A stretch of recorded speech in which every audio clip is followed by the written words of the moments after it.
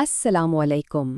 آج نوران اکیڈمی میں ہمارا موضوع ہے زمین کے امین، موسمیاتی ٹیکنالوجی اور ہماری الہی ذمہ داری۔ اگر آپ کو اس سے فائدہ پہنچے تو سبسکرائب کر کے اور صدقہ جاریہ کے طور پر اسے آگے بڑھا کر ہماری مدد ضرور کریں۔ تو آئیے اس گفتگو کا آغاز ایک گہرے سوال سے کرتے ہیں۔ ذرا سوچیں، کیا ہو اگر ہماری نسل کا سب سے بڑا امتحان اس کی ذہانت نہیں بلکہ اس کی ذمہ داری ہو؟ اور اسی طرح ایک اور پہلو پر غور کریں، کیا ہو اگر یہ زمین اس لیے تباہی کے دہانے پر نہیں کہ ہمارے پاس ٹیکنالوجی کی کمی ہے، بلکہ اس لیے کہ ہم میں خود پر قابو پانے یعنی تحمل اور پرہیز کی کمی ہے۔ آج انسان کے پاس ایسے سیٹلائٹس ہیں جو ہر جنگل کی نگرانی کرتے ہیں، ایسے سینسرز ہیں جو درجہ حرارت کی ہر تبدیلی کو ناپتے ہیں، اور ایسے ماڈلز ہیں جو دہائیوں آگے کے مستقبل کی تصویر دکھا سکتے ہیں۔ لیکن ان سب کے باوجود ہمارا یہ سیارہ جل رہا ہے۔ تو یہ سوال تو بنتا ہے کہ اگر ہم زمین کو بچانے کی صلاحیت رکھتے ہیں تو پھر ہم ایسا کر کیوں نہیں رہے؟ اپنے پہلے حصے میں ہم اسی دوہری حقیقت کو دیکھیں گے، ایک طرف بحران کی سنگینی اور دوسری طرف وہ حیرت انگیز ٹیکنالوجی جو اس چیلنج کا مقابلہ کرنے کے لیے ابھر رہی ہے۔ دیکھیں، موسمیاتی تبدیلی اب کوئی مستقبل کا خطرہ نہیں، یہ ایک جیتی جاگتی حقیقت ہے۔ اس کے اثرات بالکل واضح ہیں۔ دنیا بھر میں درجہ حرارت بڑھ رہا ہے، کہیں شدید سیلاب تو کہیں خشک سالی ہے۔ ہمارے کھانے پینے کا نظام دباؤ میں ہے اور لوگ بڑی تعداد میں اپنے گھر بار چھوڑنے پر مجبور ہو رہے ہیں۔ لیکن اسی بحران کے بیچ ایک انقلاب بھی جنم لے رہا ہے۔ انسانی ذہانت نے بہت طاقتور حل تیار کیے ہیں۔ اب ایسی ٹیکنالوجی موجود ہے جو ہوا سے کاربن کو پکڑ سکتی ہے، صاف توانائی کو ذخیرہ کر سکتی ہے، شہروں کو زیادہ مؤثر بنا سکتی ہے، اور یہاں تک کہ مصنوعی ذہانت کی مدد سے آفات کی پیشگوئی بھی کر سکتی ہے۔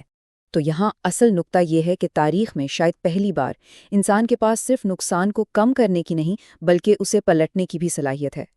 یعنی سوال اب یہ نہیں رہا کہ کیا ہم کچھ کر سکتے ہیں، بلکہ سوال یہ ہے کہ کیا ہم کچھ کریں گے۔ تو آئیے اب دیکھتے ہیں کہ اس جدید چیلنج کو اسلام کے لازوال اصولوں کی روشنی میں کیسے سمجھا جا سکتا ہے۔ اسلام اس سیارے کے ساتھ ہمارے تعلق کو سمجھنے کے لیے ایک بہت ہی واضح اور بنیادی تصور دیتا ہے۔ یہ ہمیں مالک کے طور پر نہیں بلکہ محافظ یعنی امین کے طور پر دیکھتا ہے۔ یہی خلافت کا مقدس تصور ہے، یعنی زمین پر اللہ کے نائب یا امین ہونے کا عظیم فریضہ۔ اور یہ کوئی فلسفیانہ بات نہیں بلکہ یہ کردار قرآن مجید میں واضح طور پر بیان کیا گیا ہے، جو اسے ایک الہی حکم کا درجہ دیتا ہے۔ اللہ سبحانہ و تعالیٰ فرماتا ہے، اور وہی ہے جس نے تم کو زمین میں نائب بنایا۔ خلافت کا یہی تصور امانت کے نظریے سے گہرا جڑا ہوا ہے، جو اس ذمہ داری کے وزن کو اور بھی بڑھا دیتا ہے۔ یہ وہ عظیم امانت ہے جو انسانیت کو سونپی گئی ہے تاکہ وہ تمام مخلوقات کی حفاظت، دیکھ بھال اور پرورش کرے، جس میں یہ زمین اور اس کا سارا ماحولیاتی نظام بھی شامل ہے۔ سچ تو یہ ہے کہ یہ کوئی نیا خیال نہیں ہے جو ہم آج پیش کر رہے ہیں، بلکہ یہ ایک ایسی شاندار میراث کی طرف واپسی ہے جسے شاید ہم نے بھلا دیا ہے۔ ایک وقت تھا جب مسلم تہذیبوں نے فطرت کے ساتھ ہم آہنگی کو اپنی زندگی کا حصہ بنایا تھا۔ انہوں نے خشک علاقوں میں پانی کے پائیدار نظام بنائے، شہروں کے نقشے ایسے تیار کیے جہاں قدرتی ٹھنڈک اور ہوا کا گزر ہو، اور زمین کے تحفظ کے لیے باقاعدہ قوانین بنائے۔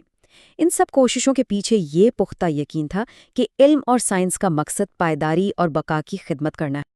اس لیے آج اس ذمہ داری کو قبول کرنا کوئی نئی بات نہیں بلکہ اپنی ہی میراث کو دوبارہ حاصل کرنا ہے۔ یہ سوچ مسلمانوں کے لیے نئی نہیں ہے، یہ ہماری بھولی ہوئی وراثت ہے۔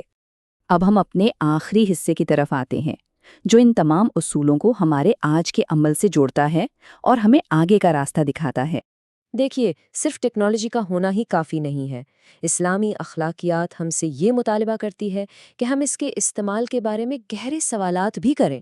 اصل سوال یہ نہیں کہ ہماری ٹیکنالوجی کتنی جدید ہے، بلکہ یہ کہ ہمارے ارادے کتنے خالص ہیں۔ کیا یہ ٹیکنالوجی صرف بیماری کی علامتوں کا علاج کرے گی یا سب کے لیے انصاف کا باعث بھی بنے گی؟ اس دور میں اپنی امانت کا حق ادا کرنے کے لیے پوری امت کی اجتماعی کوشش کی ضرورت ہے۔ آج امت کو ایسے موجد چاہیے جن کے دل میں ایمان ہو، ایسے پالیسی ساز چاہیے جن کی رہنمائی انصاف کا اصول کرے، اور ایسے معمار چاہیے جو زمین کو صرف ایک وسیلہ نہیں بلکہ ایک مقدس امانت سمجھیں۔ اور یہی وہ نقطہ ہے جو یہ واضح کرتا ہے کہ یہ کام خود ایمان کا ایک عملی اور گہرا اظہار ہے۔ اس سیارے کی حفاظت کرنا کوئی کمزوری نہیں، بلکہ یہ ایمان کا عملی تقاضا ہے۔ ہمارا دین ہر معاملے میں کمال اور احسان کا تقاضا کرتا ہے، یہاں تک کہ اس مٹی کے ساتھ بھی جس پر ہم چلتے ہیں۔ ہم اپنی بات کا اختتام ایک ایسے سوال پر کرتے ہیں جو اس تاریخی میراث کو آج ہم سب کے لیے ایک ذاتی اور اجتماعی چیلنج بنا دیتا ہے۔ اگر ہمارے اسلاف نے اپنے وقت میں دنیا کو بدل دیا تھا تو آج ہم اور آپ مل کر کیا تعمیر کریں گے؟ پیشکش و تخلیق نوران اسٹوڈیو